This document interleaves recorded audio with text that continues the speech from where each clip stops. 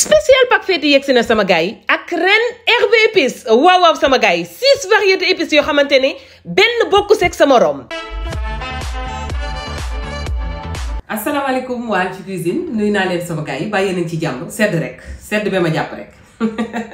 te dafa mel ni thé bii ma defar sax dafa ànd ak recette tey bi waaw ndax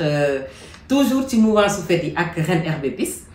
tim suukar nag dañuy ñëw waaw tim sucré tey nañu dem defar ñamu xale yi. mën na nekk ñamu xale mën na nekk ñamu mag mën na nekk idée de cadeau voilà biscuit Noël yi nga xamante ni bonbon yi waaw bonbonu Noël yi nga xamante ni léeg-léeg nga gis ci ay bonhomme léeg-léeg nga gis ci ay robe voilà léeg-léeg nga gis ci ay petit papa Noël tey daal base bi la ñuy defar ay biscuit yoo xamante ni biscuit yomb la ci noonu ñu profité waale gën a waxtaan ci ren herbe épice bi nga xamante ni saa su ne ma wax ko moo war na fas yéene safal feet yi mu nekk ay épices yoo xamante ni 6 variétés ngeen am ci benn pack boo xamante ni c'est à 8000 francs à partir de gannaaw suba le 15 foire de Dakar bu ngeen fa doxantoo ginnaaw pavillon Sénégal fekk fa ren herbe épice. ayca léegi forme biscuit yaa ngi nii ñu ngi nii tege am naa fi ay petit bonhomme am fi papillon voilà petit ourson yi fleur bi trèfle def naa bii trèfle la. niñ koy mixé mën nañ ko mixé ak. fouet manuel comme mën nañu jël fouet électrique bi comme bi ma am rek pour gagner du temps mais buñ jëlee sunu temps xóoyal ko nii ak maryse bi wala ak fouet normal bi dañuy am même résultat bi. voilà pâtisserie nag mesure la 250 grammes beurre laa fi am 75 grammes nen blanc maanaam blanc bi mën na nekk benn nen bu mag wala ñaar yu ndaw 100 grammes sucre glace ak 300 grammes farine. mooy base bi ma am pour mën a defar biscuit bi après nag base boobu la ñuy jël yokk ci ay bagages coloré ko pour mën a changer goût biscuit yi. voilà léegi suukar bi la ñuy def sucre glace bi biscuit yi man bëgguma biscuit yi saf suukar parce que après dañ ciy yokkaat yeneen bagages yoo xamante ni soxlawul muy saf suukar donc maa ngi ci 250 grammes beurre 100 grammes sucre glace.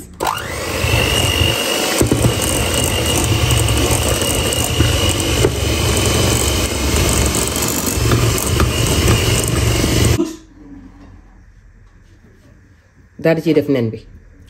voilà continuer ba léegi ci bàtt bi voilà léegi nag ñu continuer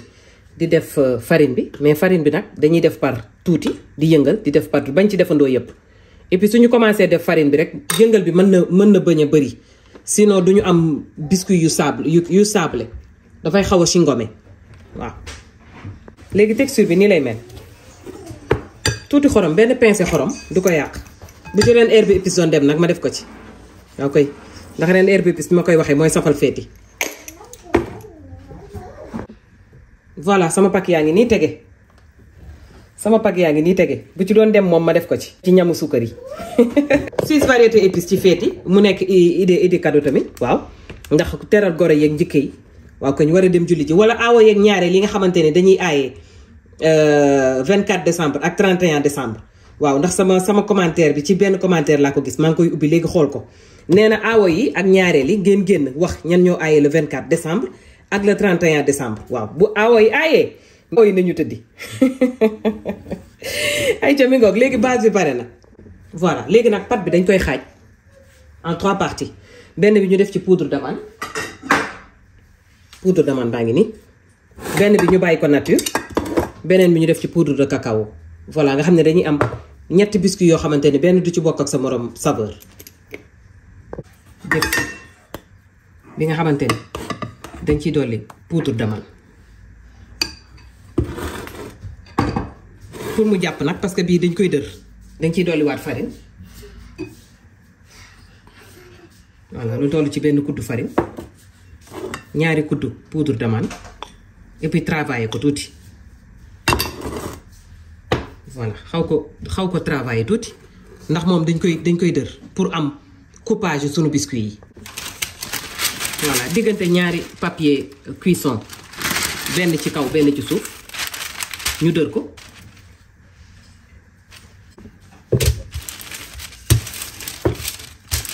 léegi dañ koy dër garder ko au frais ba mu jàpp buñ ko génnee ci frigo bi rek daal di découper cacao bi moom dañuy jël poudre de cacao bi njëkk ko xóoyal tuuti ak meew tuuti rek pour mu mën a intégrer bu baax pâte bi ci def tuuti meew. voilà léegi ñu def ci base biscuit bi ñu defaroon boo xamante ne dañ ciy dolli farine pour mu am teneur moom tamit ñu garder ko au frais pour mu ñëw.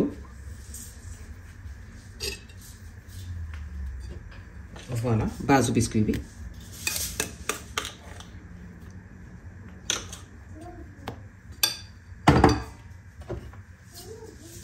ak farine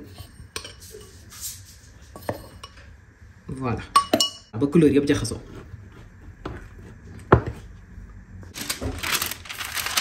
ñu tàccal ko voilà dugal ko ci frigo bi.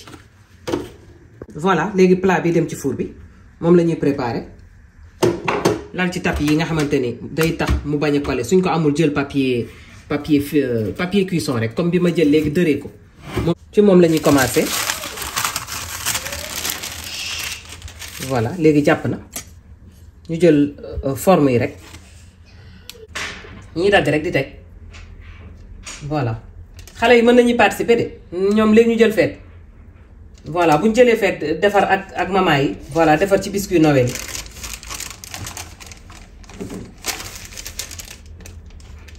voilà yëf yaa ngoog ñoom butterfly voilà nœud papillon petit bonhomme voilà 12 minutes rek mu ñor ca four ba 180 degrés. waa léegi nag liñ koy habillé la ñuy defar ndax duñ leen bàyyi nii de déedéet. dinañu defar ganache chocolat defar ci bu chocolat bi moom ay étoile la ñu am ay ananas ak ay lan waaw petit bonhomme kii toujours bonhomme neige yi. waa ay ca sama gars yi ba léegi maa nga ca defar naa benn ganache au chocolat boo xamante ne pour habiller biscuit yi la fii ma defar fii glaçage royal voilà. so nen rek laa jël blanc wu nen ak sucre glace yëngal ba mu am consistance bi fii ma jël crème liquide def ci chocolat dugal ko ci micro-ondes ba mu am texture bi léegi biscuit yi pare na ñu habillé ko rek daal di jàll ci dégustation bi. voilà yu chocolat yi ñooy génn ni buy génn nag day nooy mais plus muy sedd biscuit bi di wow. solol voilà defal ko fii tuuti ñaari kawas ci tànk yi. solol ko gant voilà yeneen ni ñu def ci ay fantaisie voilà defal ko ba mu nice daal pare na voilà def nañu sunu ay ñamu xale daal waaw ñam yi saf sukkër voilà ñii ñu defal leen takkal leen ceinture defal leen bakken baat bët gémmiñ voilà yeneen ni ñu def ci ay perles de sucre. mu ci mënti demee sama gars yi xam leen ni ñu ngi ci mouvement su fête yi ak pack spécial fête bi nga xamante ne 6 variétés épices a nekk ci biir ngeen am ko à 8000 francs voilà dañuy continuer rek chaque jour bu ñu ñëwee andi lu bees donc tey dañu ñëw ci biscuit Noël yi suba ñu ñëwaat ci beneen recette ci catégorie repas copier yi nga xamante ni moom la gars yi di gën a use waaye nag tim sucré kenn du leen fàtte voilà farci la wal gars yi ñu génn seetaan ayca recette du jour bangok bu leen fàtte woote ci numéro de téléphone yi waaw kay yëf yaa ngay dem sax bu leen fàttee woote ci numéro de téléphone yi bu ko defee ñu livrer leen seen ay épices voilà bu fekkente ni bëggu leen ko jël léegi ngeen woote fay ñu dencal leen ko ba feeti jege si bu ko defee ñu livrer leen seen pack spécial fête ay ca jaajëfal naa leen sama gars yi à demain incha allah pour beneen recette. spécial pack fête yegg si na sama gars yi ak REEN herbe épice waaw waaw sama gars yi 6 variétés épices yoo xamante ne benn bokku seeg sa morom.